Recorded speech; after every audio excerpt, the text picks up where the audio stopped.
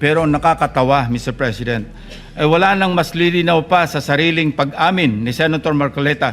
Tumanggap siya ng pera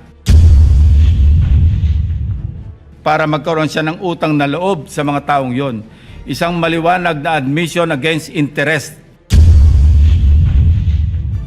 Nelson, alam mo, mga kaibigan ko, nagbigay sa akin talaga. Alam mo, pakiusap lang nila, isa lang. Tanggapin mo ang tulong namin sa'yo. Pinipilit niya rin na ilabas ko ang listahan ng 67 contractors.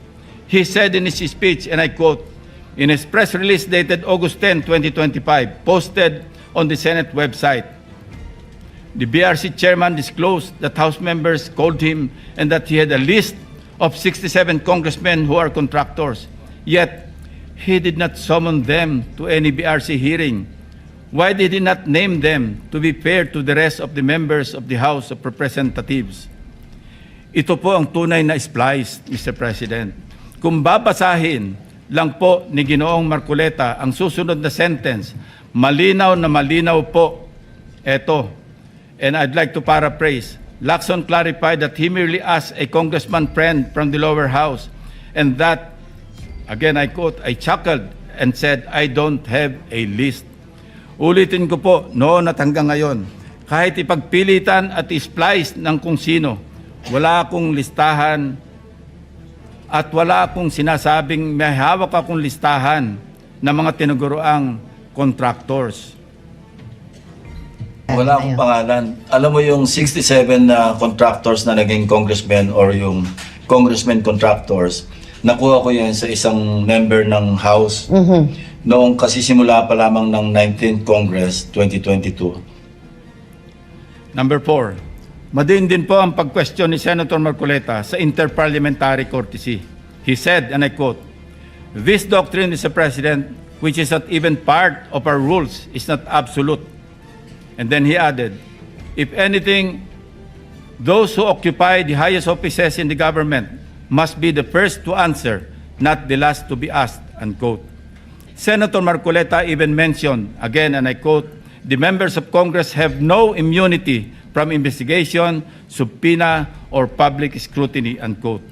Mr. President, hypothetically, if the House of Representatives initiates an investigation on Senator Marcoleta's statements of contributions and expenditures, or SOSE, over an alleged discrepancy, would the Honorable Senator stand by his position to disregard interparliamentary courtesy? If his former colleagues were to issue a subpoena, a show cause order, or even a warrant of arrest, would he still argue about the relevance of interparliamentary courtesy? Ito po ang tunay na hypothetical question, Mr. President. Lest we forget, 2 taon pa lamang ang nakakalipas, siya mismo ang nagsisisigaw sa House of Representatives at nag-motion na i-terminate ang budget deliberations para bigyan ng parliamentary courtesy ang Office of the Vice President. In his words, Mr. President, Parliamentary procedures, Madam Chair, grow from or are enriched by traditions, experiences, and precedents.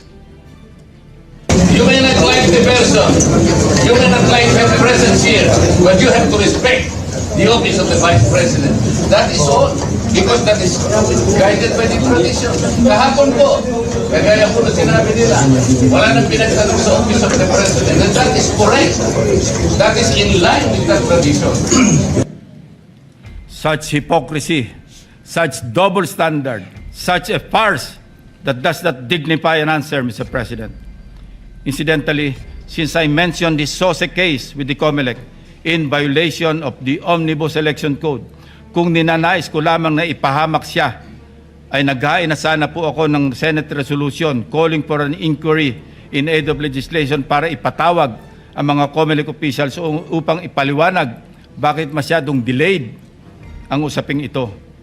When the issue of Senator Marcoleta's failure to disclose his campaign contributors in his SOSE surfaced, our dear colleague tried to clarify the matter. In fact, during his own show sa ganang mamamayan dated November 8, 2025, he made the following disclosure. Please watch. Nelson, alam mo, mga kaibigan ko, nagbigay sa akin talaga. Alam mo, pakiusap lang nila, isa lang. Tanggapin mo ang tulong namin sa'yo. Okay. Congressman ako noon Kong, kami po ay naniniwala na karapat dapat kang makarating sa Senado. Tanggapin mo ang lagang to. Marami sila. Isa lang ang kanilang pakiusap sa Ano akin. po yun? Sana wag mo na kaming i-disclose ang identity. Ngayon, kapag ka naglagay ako ng figure sa contribution, mapipilitan akong mag-disclose ng pangalan nila. Alam mo kung bakit? Merong kaakibat na kung tawagin ay deed of acceptance of donation. Paano yun kako?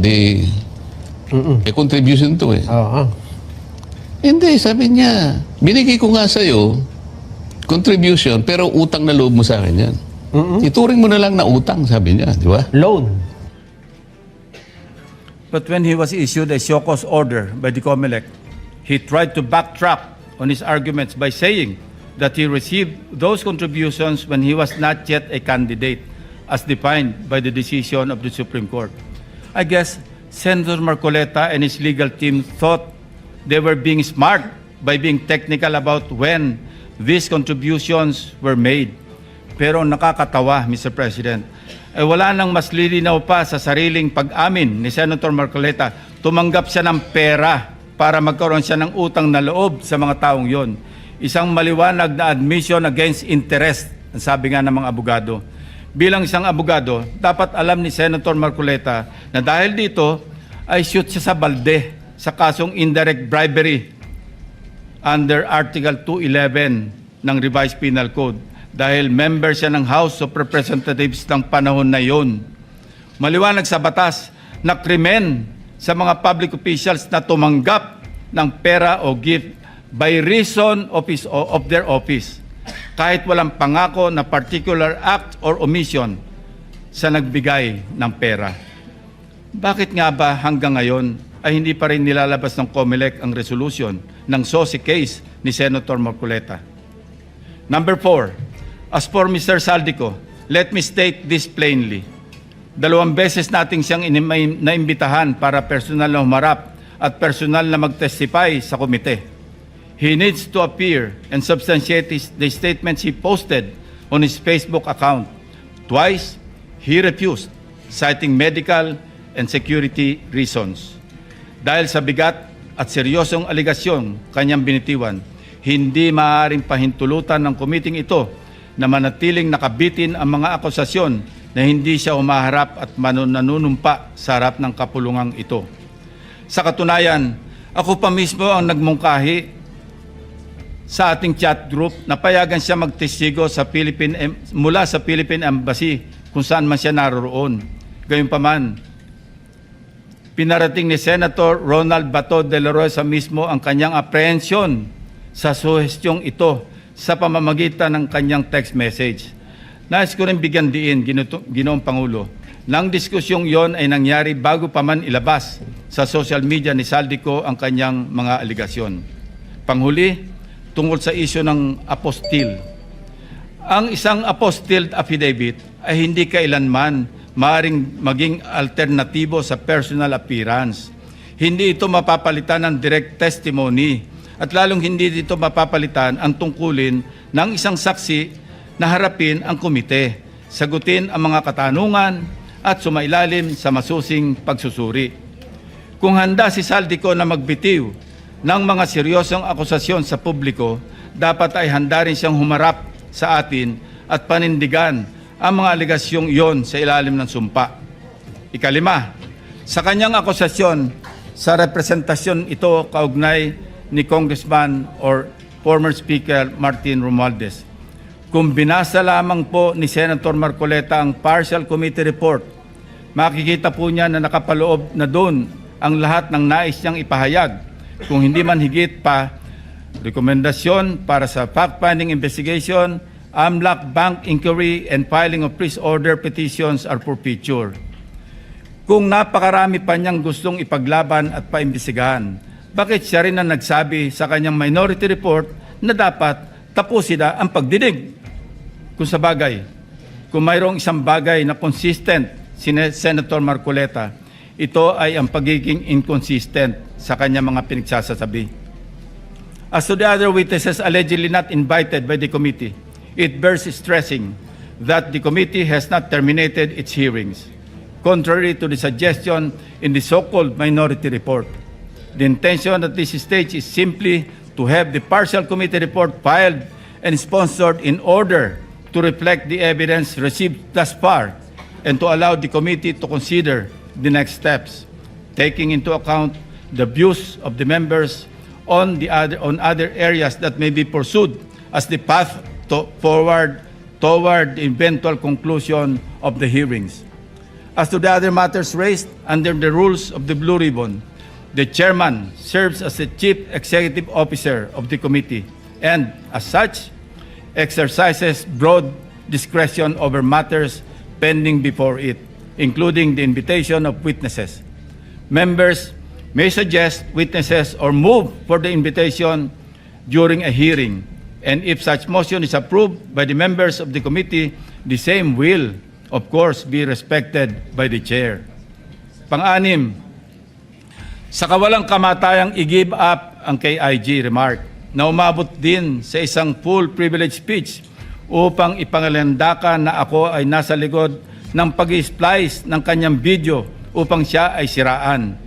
His statement, and I quote, verbatim, Mr. President, ang gawin natin po para madali, i-give up natin ang KIG. Then, mako-coordinate na natin lahat, unquote. Is that merely suggestive, Mr. President? Ito ay kasing kintab ng bumbunan na nasinagan ng tirik na araw sa tanghalin tapat, Mr. President. Sapat na ang kanyang hindi matapos-tapos na paliwanag na kesyo hypothetical daw, kesyo joke lang daw, ayon sa kanyang mga pahayag at kalaunan ay gusto pa niya amyendahan o i-correct ang journal ng Committee on National Defense of the Commission on Appointments. Mag-ingat po tayo rito, Mr. President, sa kanyang gusto mangyari. Your Honor, being the chairman of the Commission on Appointments and some of us here as members, we must study diligently the legal implications of Senator Marcoleta's motion now pending before the Commission on Appointments. Anyway, going back to his i-give up natin yung KIG statement na in-splice ko daw, na marin kong pinabubulaanan, ang masasabi ko bilang analogy sa kanyang sitwasyon ay ganito. When one looks the same as when he does before going to bed at night, how can there be splicing? Inversely, Mr. President, when one looks different going to work during daytime from before going to bed at night, that's when splicing becomes evident. Matanong ko lang po, sino ngayon ang magaling mag-splice, Mr. President? Hindi ko kasalanan ng mga salitang nagmula sa sarili niyang bibig. May tawag nga dito ang mga Gen Z, classic case of gaslighting. Number 7, sangkatutak na ang mga pahayag ni Senator Marcoleta na napakalinaw na hindi pumapabor sa ating pambansang interes. Sangkatutak na rin ang mga nagbigay ng kanilang mga negatibong reaksyon. Ngunit sa hulit-huli, ako pa rin ang sinisisi ni Senator Marcoleta. He even went far beyond by debunking and undermining the historical facts about Tomas Cloma. Senator Marcoleta said, I was all wrong when I said that this Pratt list was discovered and consequently occupied and owned by lawyer and businessman Tomas Cloma, citing the principle of terra nullius or res nullius. It was for him a historical distortion. Curiously, Mr. President, these narratives align with those of the Chinese narratives, plucked directly from the People's Republic of China's Ministry of Foreign Affairs official website, Mr. President. Let's show the slides.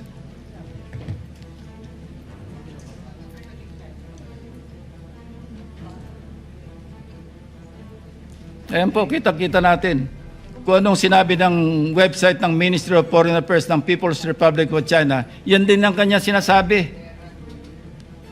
Now, Senator Marcoleta speaks of a pattern that he himself built in his head to discredit this representation. But if we backtrack the events that transpired in the past several months, one thing is crystal clear. When cornered by the fault of his own doing, he employs a diversionary maneuver, pathetically stretching the conversation, no matter how illogical, until people get drained and tired. Just as a squid squirts ink to darken the water and blind everyone around while it swims away, a person may throw out irrelevant issues, fake scandals, or emotional outbursts to distract the public from the actual evidence or the main point of an investigation. After all is said and done, I am tempted to ask these questions, Mr. President. On the West Philippine Sea, which side of the South China Sea is Senator Marcoleta on?